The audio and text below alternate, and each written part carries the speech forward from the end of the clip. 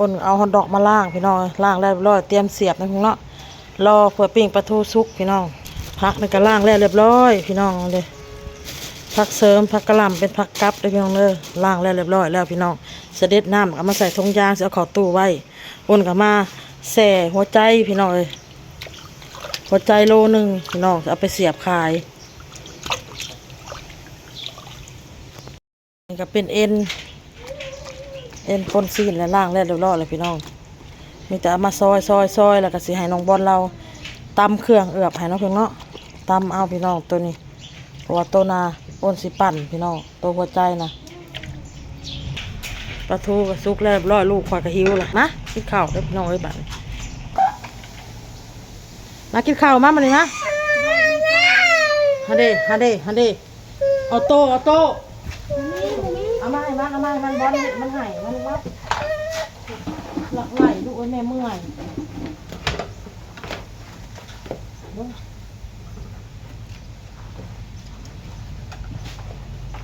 มาก้างเอามาก้างเลยก้างสบายดีพี่น้องมาเด้อกินข้าวนำกันเด้อพี่น้องเลยเอาตัวข้าวตีปลาทูมึงมาเยอะก้างยังวะก้างเยอะมันสิขาดคอ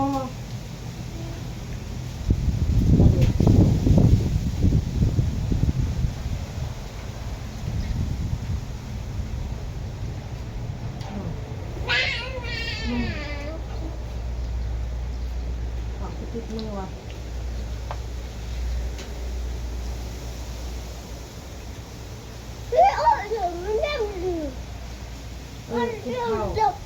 เบิ่งเสือเพื่อนเมื่อกินมะเขือหน่อย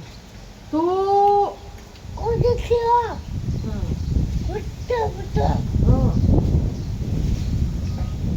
ตู้ง่าบ่ลูก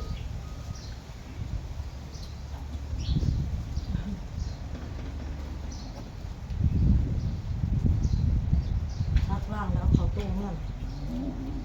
เป็นข่าวเลยพี่น้องเด้อ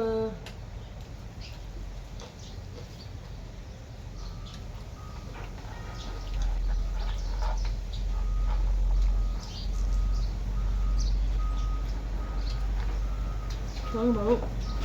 ผมขอมันพัก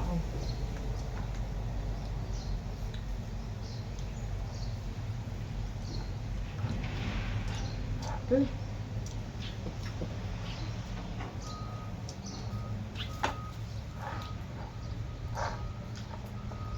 เสื้อไปเปลี่ยนลูกเด้อตัวนี้มันขาดเลย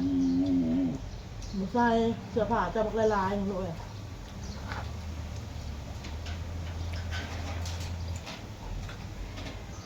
เดี๋ยวมือเล่นอัน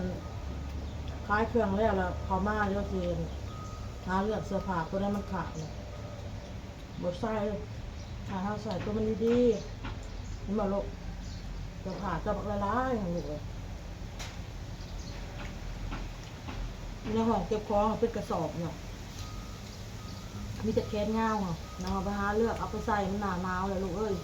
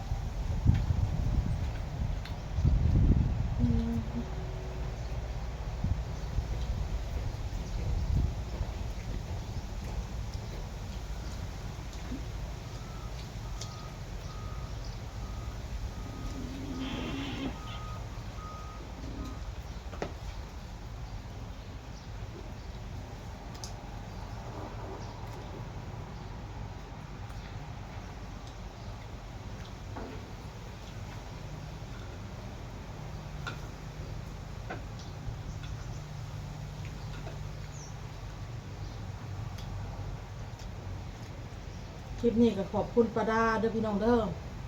ขอบคุณหลายๆเด้อป้าดาเด้อที่เพิ่นนั้นโอนเงินมาให้ทางพวันพุ่นล่ะพี่น้องมาให้เด็กๆพวันนำมาให้เมื่อวานนี่พี่น้องเอ้ยคนละ100 บาทไว้ซื้อขนมให้ลูกกินเด้อเพิ่นว่าของอยากของกินสู่ลูกสู่เต้ากินขอบคุณหลายๆเด้อป้าดาเด้อขอให้ป้าดามีสุขภาพร่างกายแข็งแรงมีแต่ความสุขความเจริญเด้อเดินทางจะให้ตลอดปลอดภัยขอบคุณหลายๆขอให้โชคให้มานให้ร่ำให้รวยเด้อให้คนละร้อยลองให้น้องพี่น้องเลยแล้วก็ขอบคุณพี่ชมคนให้มา500 บาทพี่น้องให้ซื้อข้าวต้มขนมให้เด็กๆพี่น้องไว้ซื้อขนมให้ลูกๆกินเด้อเพิ่นว่าขอบคุณพี่ชมหลายๆเด้อพี่ชมเด้อขอพี่ชมมีสุขภาพร่างกายแข็งแรงสวยวันสวยคืนขอให้โชคให้มานให้ร่ำให้รวยเด้อพี่เด้อถูกหวยรวยเด้อ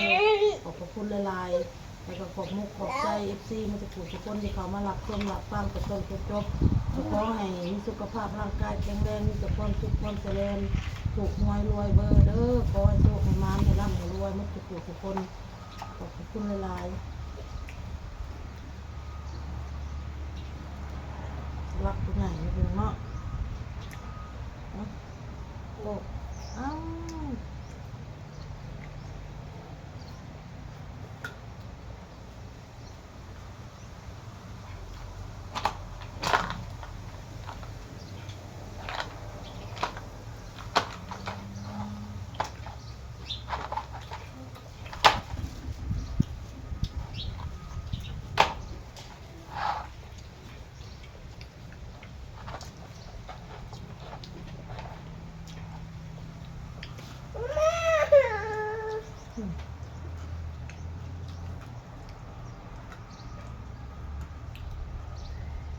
อ้าว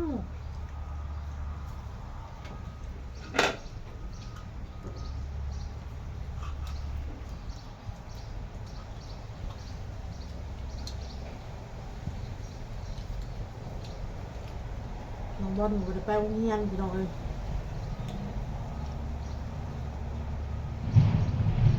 อยากบอกอยากล่างจะหักไปส่งนะพี่น้องเนาะ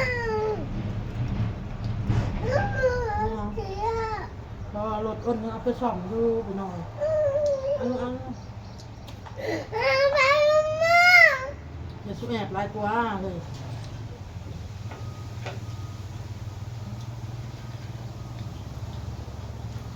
อยากล่างเขาไปหักไปส่งดีกว่า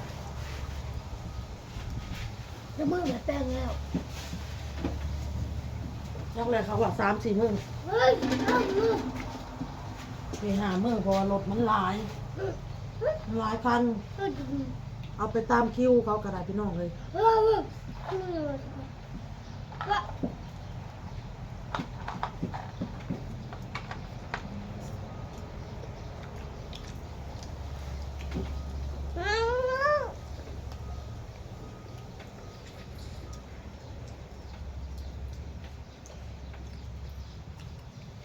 ห้ามช่วงอยู่ห้ามใหม่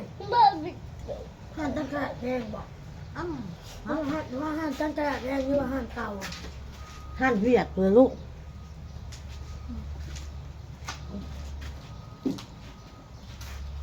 ห่านเวียดเลยจ้ะ เรียกว่าห้ามตั้งกระแดงเดี๋ยวห้ามจุบอยไปหาไปแปลง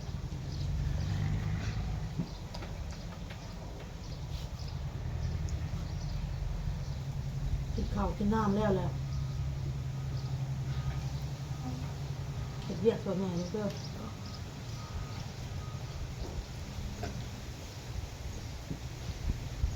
เบิ่งน้อง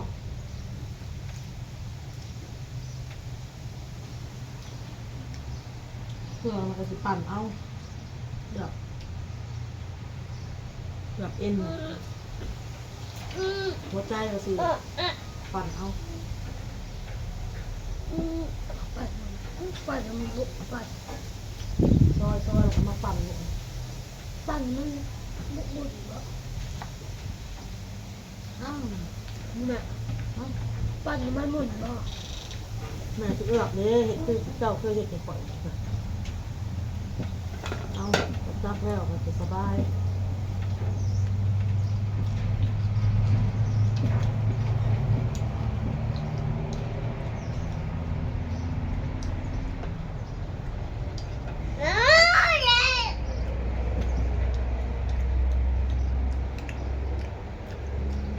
มันมีความจำเป็นหน่อยมันมีความจำเป็นผมไม่อยากให้ลูกขาดหรอก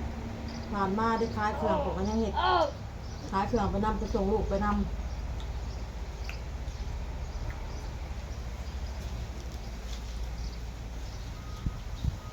บางมือครูเราไม่ได้มากหรอกไม่ได้ไป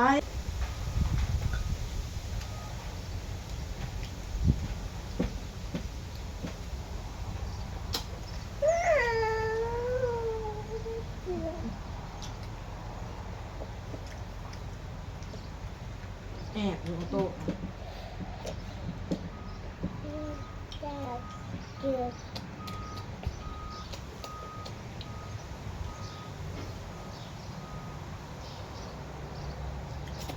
แม่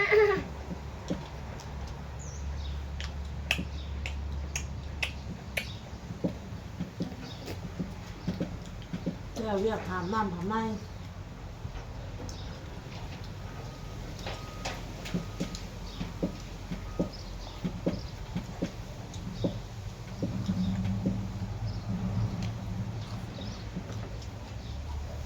โอ้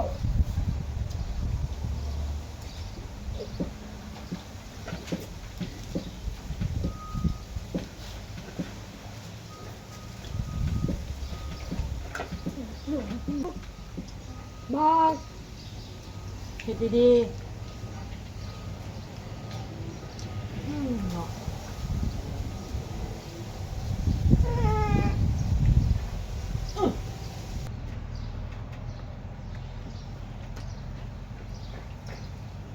พุ่งเปิดไว้ ข้าวนี่คือสิบกินแล้วเนาะข้าวเนาะ ลงไว้ บกินระยาได้ก่อนจะไปเห็ดเวียกพอได้เวียกพอลายได้ไปเลยเด้อพี่น้องเด้อคลิปนี้เด้อพ่อกันคลิปหนาพี่น้องเลย เบอร์